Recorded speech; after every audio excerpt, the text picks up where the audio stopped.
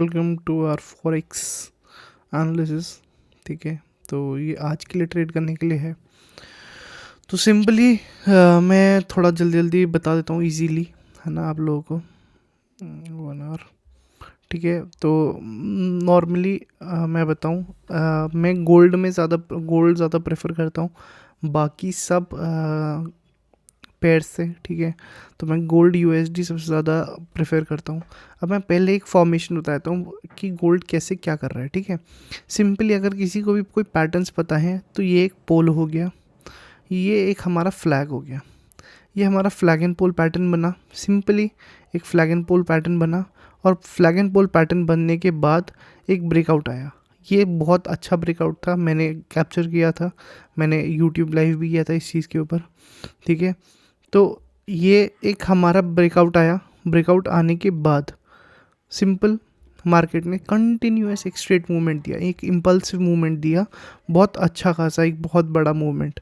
उसके बाद फिर एक सेलिंग आना स्टार्ट हुई मार्केट में, बहुत ऊपर तक गई थी बट सस्टेन नहीं कर पाई, और उसके बाद एक मूवमेंट आना स्टार्ट हुआ। अब पहले हम छोटे टाइम फ्रेम पर आते हैं, इसी चीज़ को थोड़ा और डिटेल में समझते हैं। ये है हमारी 200 EMA की लाइन, जो कि 15 मिनट्स टाइम फ्रेम पर आ रही है। तो ये ऑफकोर्स है, ये एक बहुत बड़ा मोटिव रखती है मार्केट में, और बहुत बड़ा सपोर्ट और रेजिस्टेंस का काम करती है।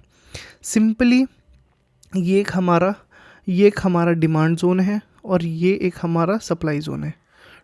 ठीक है, सॉरी, दोनों सप्लाई जोन है। ठीक है, ये दोनों ही हमारा बहुत ज़्यादा इम्पोर्टेंट सप्लाई जोन है।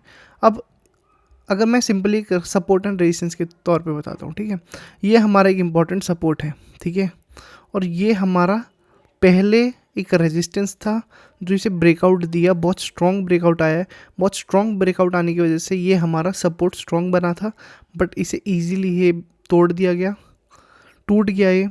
और ये टूटने के बाद फिर जो हमारा ये टूटा, ये टूटने के बाद अब ये जो सपोर्ट था, है ना, जब ये ब्रेकआउट यहाँ पर हो गया तो ये एक बहुत इम्पॉर्टेंट और बहुत स्ट्रॉन्ग रेजिस्टेंस बन गया।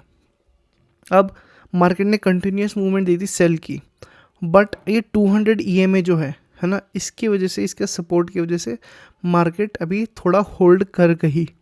और मार्केट ने जब होल्ड किया तो फिर से यही एक रेजिस्टेंस जो है उसको वो दिया है, रिस्पेक्ट दिया है। ठीक है, तो अब हम बात करते हैं आगे, अब हम कैसे ट्रेड कर सकते हैं। सिंपल, ये बहुत सिंपल, बहुत इजी है। अगर 200 EMA कंटिन्यूस यहाँ पर आता है ना, यहाँ पर फिर से आता है, मार्केट यहाँ पर आती है और इसको ब्रेकआउट मिलता है, अगर ये ब्रेकआउट होता है यहाँ से, तो हमारा नेक्स्ट सपोर्ट क्या बनेगा?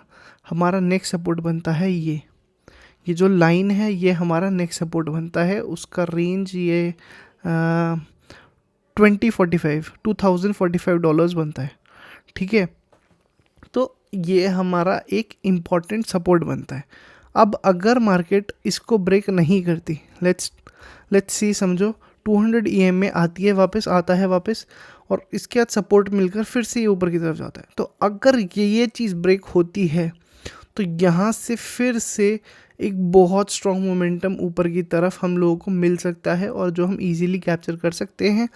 अच्छा पॉइंट मिल सकता है, अच्छे पिप्स मिल सकते हैं हम लोगों को, है ना, क्योंकि पहले भी मार्केट ने सेम रेंज से, है ना, मार्केट ने सेम रेंज पे बहुत बड़ा मूवमेंट दिया था, और मार्केट ट्राई करेगी कि इसको, अगर यहाँ पर आती है तो इसको ब्रेक करके मार्केट ट्राई करेगी इसको ब्रेक करने की, ये जो हाई है इसको ब्रेक करने की कोशिश करेगी। ठीक है, तो बहुत अच्छा गोल्ड में अभी अपॉर्चुनिटी बना है। मे बी टाइम लेगा थोड़ा बहुत, है ना, बट वर्थ इट रहेगा। अब अगर आते हैं हम यहाँ पर, ठीक है, ये हो गया हमारा स्विस की, ठीक है, USD/स्विस। तो सिंपली अगर मैं इसका ट्रेड बताऊँ, मार्केट ने एक वी पैटर्न पे, ये एक वी पैटर्न है, वी पैटर्न के जो भी ब्रेकआउट होते हैं वो बहुत स्ट्रॉन्ग होते हैं, बहुत strong. Like you can see here this candle, है ना, बहुत स्ट्रॉन्ग कैंडल, बहुत स्ट्रॉन्ग ब्रेकआउट है। ठीक है, और बहुत स्ट्रॉन्ग ब्रेकआउट के साथ साथ मार्केट ने एक हाई बनाया, एक ये हमारा हाई बनाने के बाद रेजिस्टेंस की काम करा और मार्केट को फॉल किया, फिर एक सपोर्ट जनरेट किया, या सपोर्ट बनाया है ये, ठीक है, सपोर्ट बनने के बाद मार्केट फिर से ऊपर पॉजिटिव हो रही है और ऊपर की तरफ जा रही है, ठीक है, बहुत अच्छे से जा रही है, बहुत बहुत स्ट्रांगली जा रही है। लाइक कैंडल का साइज़ देखकर हम लोग को पता चल जाता है कि क्या कि लाइक कितना स्ट्रांग है मार्केट, क्या कितना स्ट्रांग नहीं है, ठीक है। तो कैंडल बहुत स्ट्रांग होने के कारण मार्केट ऊपर में भी जा सकती है, ठीक है। बट अगर ये इसी हिसाब से गई, लाइक इसी इम्पल्सिव मूवमेंट से गई, लाइक डायरेक्टली जाती गई और बड़ा एक मूवमेंट बना दिया, तो मोस्ट प्रॉब्ली फिर से यहाँ से वापस नीचे आएगी और इसे भी ब्रेकआउट देने के चांसेस हैं।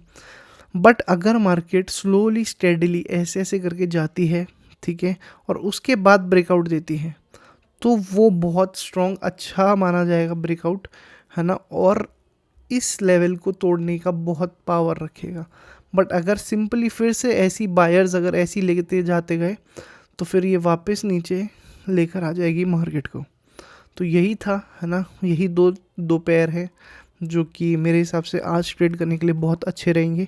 बाकी अब यूएस मार्केट खुलने पर अगर कुछ और बहुत ज़्यादा ही चेंजेस आते हैं तो वो मैं शॉर्ट्स के थ्रू डाल दूँगा, आप वो चेकआउट कर सकते हैं। And thank you.